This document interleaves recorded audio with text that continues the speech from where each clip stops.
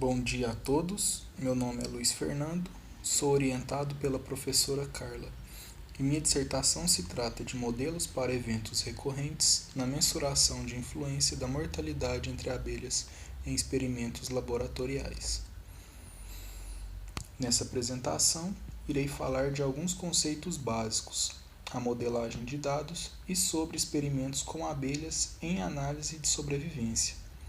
O primeiro artigo foi submetido à revista Ciência Agrícola, da editora da Universidade Federal de Alagoas, com o título Modelos de Sobrevivência para Avaliação de Diferentes Vias de Intoxicação do Repelente Neem em Abelhas Trigona spinipes. Depois vou especificar a modelagem em eventos recorrentes, para falar do segundo artigo, em fase de tradução, para ser submetido ao periódico internacional Journal of Apicultural Research, que tratará de modelos para eventos recorrentes na mensuração da influência da mortalidade entre abelhas em uma mesma gaiola em experimentos laboratoriais. O estudo de sobrevivência analisa dados cuja variável resposta é o tempo até a ocorrência de um evento de interesse de um indivíduo I, tratado nesse trabalho como TI, e requer dois dados que são considerados simultaneamente: o tempo durante o qual o acompanhamento foi disponibilizado e o status do acompanhamento de cada indivíduo, tratado como YI de T, que valerá 0 se o indivíduo não estiver sob risco e 1 se o indivíduo estiver sob risco no instante T. T maiúsculo será a variável aleatória contínua e não negativa, tempo de sobrevivência. Pode-se definir 3 funções para descrever diferentes aspectos para a variável aleatória T. São elas a função densidade e probabilidade, f de t, definida como a probabilidade da ocorrência do evento de interesse em determinado intervalo de tempo. A função de sobrevivência, S de t, é a probabilidade de não ocorrência do evento no tempo t. E a função de risco, ou função taxa de falha, lambda-t, será a FDP dividida pela função de sobrevivência.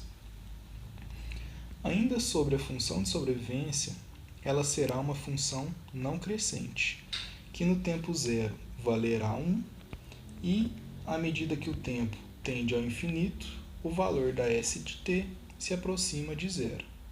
E será zero quando todos os indivíduos tiverem experimentado o evento de interesse ou se for censurado. As censuras são casos em que não ocorre falha no indivíduo pelos seguintes motivos. Se o evento de interesse ocorrer após o término do estudo, chamamos de censura à direita, que será censura à direita do tipo 1 se o estudo for encerrado após um período de tempo pré-estabelecido. Tipo 2, se o estudo for encerrado após determinada quantidade de eventos. Se o indivíduo for retirado no decorrer do estudo por uma razão diferente do evento de interesse, a censura à direita é classificada como aleatória. Na figura, a falha é representada pelo ponto preto, a censura pelo ponto branco e o fim do estudo pela linha pontilhada. Os indivíduos 1, 2 e 5 tiveram a ocorrência do evento. O indivíduo 4 teve a censura do tipo 1 ou tipo 2, dependendo do critério utilizado para encerrar o estudo. Se foi por um tempo pré-determinado, censura do tipo 1. Se for por uma quantidade de falhas, censura do tipo 2. E o indivíduo 3 foi marcado por uma censura aleatória, por ter saído do estudo por um motivo diferente do evento de interesse. Quando não se conhece o momento da ocorrência do evento, mas sabe-se que houve a ocorrência antes do tempo observado, chamamos de censura à esquerda. E censura intervalar são dados no qual a ocorrência não acontece em um tempo específico, mas sabe o intervalo de tempo entre a ocorrência do evento. Nesse intervalo, chamaremos o limite inferior de t0 e o limite superior de tf. Observe que o indivíduo 1 teve a ocorrência do evento entre os tempos 0 e 3. Nesse caso, o limite inferior será 0 e o limite superior será 3. O indivíduo 2 teve a falha entre os tempos 2 e 5. O indivíduo 3 tem limite inferior igual a 3 e superior igual a 4. O indivíduo 4, t0 vale 4 e tf vale 6. E o indivíduo 5, t0 vale 2 e tf vale 3. Dados grupados é um caso específico de censura intervalar, em que todos os indivíduos são avaliados nos mesmos intervalos de tempo. Observe que na figura anterior, o indivíduo 1 tem limite inferior igual a 0 e superior igual a 3, ou seja, não houve avaliação nos tempos 1 e 2. Já o indivíduo 2 foi avaliado no tempo 2. No exemplo com dados grupados, todos os indivíduos foram avaliados nos mesmos tempos, 0, 2, 3, 4 e 6. Como alguns indivíduos não foram avaliados nos tempos 1 e 5, por se tratar de dados grupados, é possível afirmar que nenhum indivíduo foi avaliado nos tempos 1 e 5. Outra característica de dados grupados são os empates, censuras que têm o mesmo limite inferior e superior. No exemplo, são os indivíduos 2 e 5, com t0 igual a 2 e tf igual a 3. Para estimar a função de sobrevivência ST, trabalharemos duas técnicas não paramétricas, os estimadores de Kaplan-Meier e o estimador de Turnbull. 3 distribuições paramétricas, a exponencial, o Abel e log normal, e o modelo semiparamétrico de Cox. Os modelos para eventos recorrentes serão apresentados apenas para o segundo artigo. A estimativa para a função de sobrevivência de Kaplan-Meier é uma função degrau nos tempos observados com falhas. E se trata do produtório de 1 menos a divisão dos indivíduos que tiveram a ocorrência do evento no tempo t pelos indivíduos que estavam sob risco no tempo t. Para casos que apresentam censura intervalar, o recomendado é utilizar o estimador de Turnbull, que é um método interativo com valores iniciais retirados da estimativa de Kaplan-Meier. O método consiste em encontrar uma probabilidade de o evento ocorrer para cada t0 e tf, e a partir disso, obter a estimativa para cada unidade de tempo.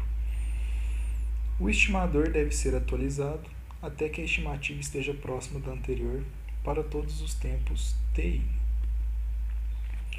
O primeiro modelo paramétrico, ou de distribuição exponencial, será o mais simples, por ter um único parâmetro alfa, e quanto menor for alfa, mais rápido a função de sobrevivência se aproximará de zero, como mostra a figura.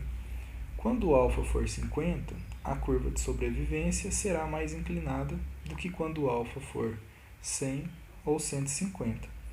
Outra importante característica da distribuição exponencial é que a função de sobrevivência no ponto t igual a alfa restará somente 36,79% dos indivíduos que iniciaram o estudo.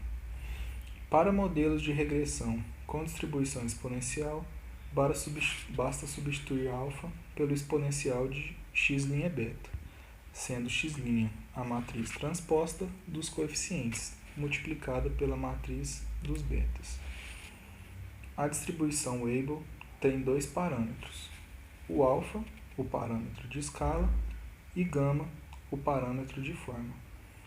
Pode-se dizer que a distribuição exponencial é um caso particular da distribuição de Abel, para quando γ for igual a 1.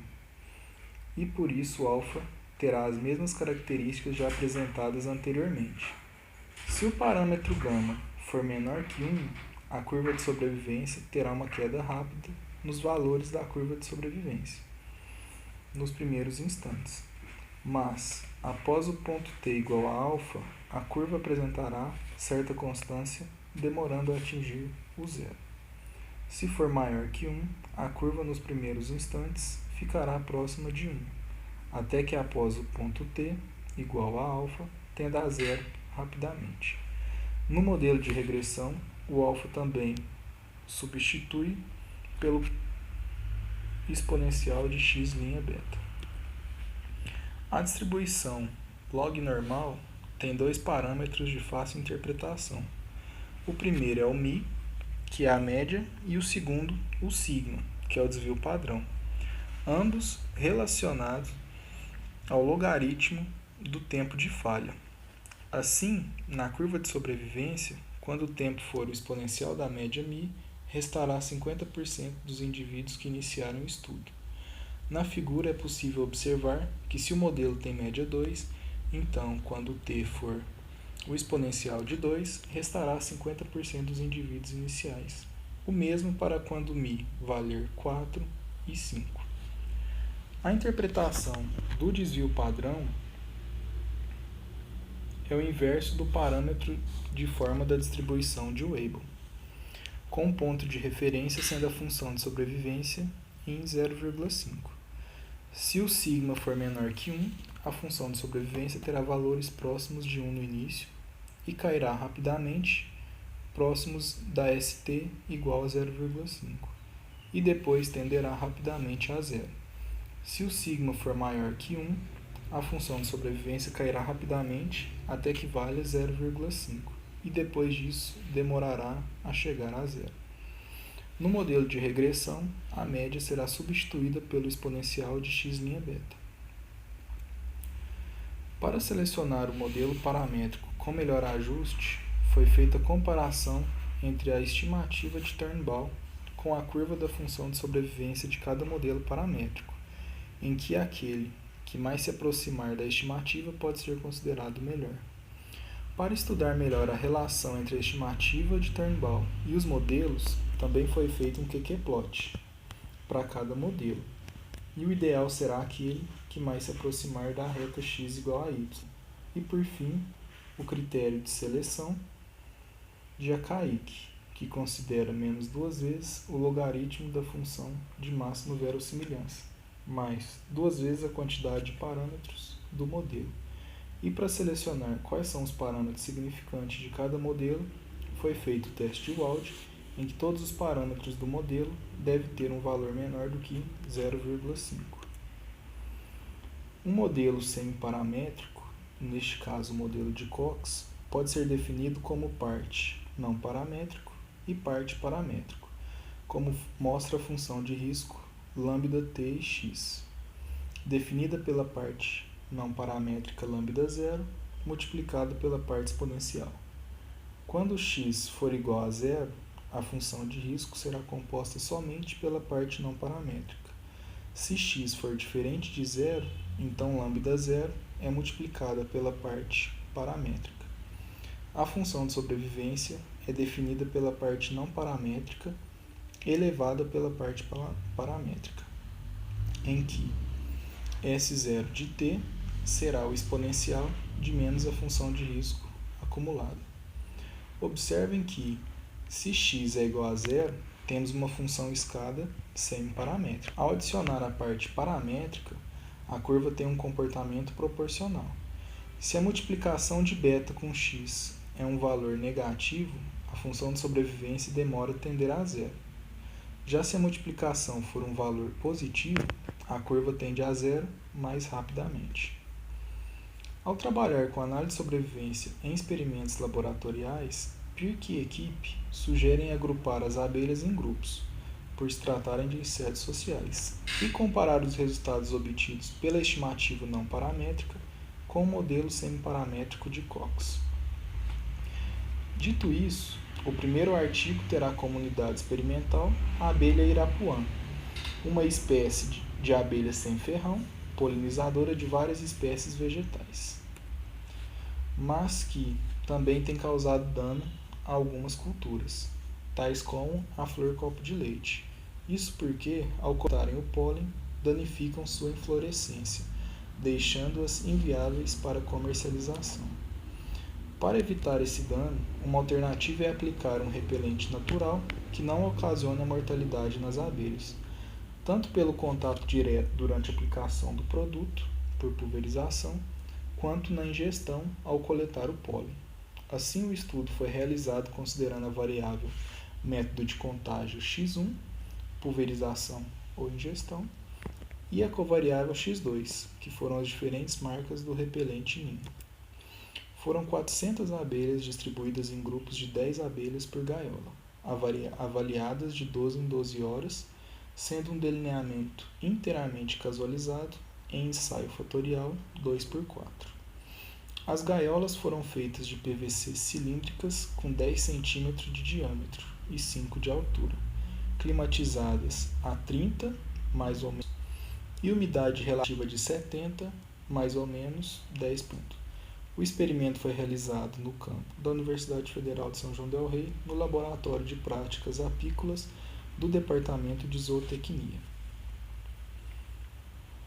A análise de sobrevivência foi feita a partir do estimador não paramétrico de Turnbull. Foram considerados os modelos de regressão paramétricos, exponencial, Weibull e log normal, e o modelo semi-paramétrico de Cox. As covariáveis foram o método de contágio e a marca do repelente NIM. Para selecionar o melhor modelo, foram realizadas as análises gráficas já mencionadas e os testes de Akaic e de Wald.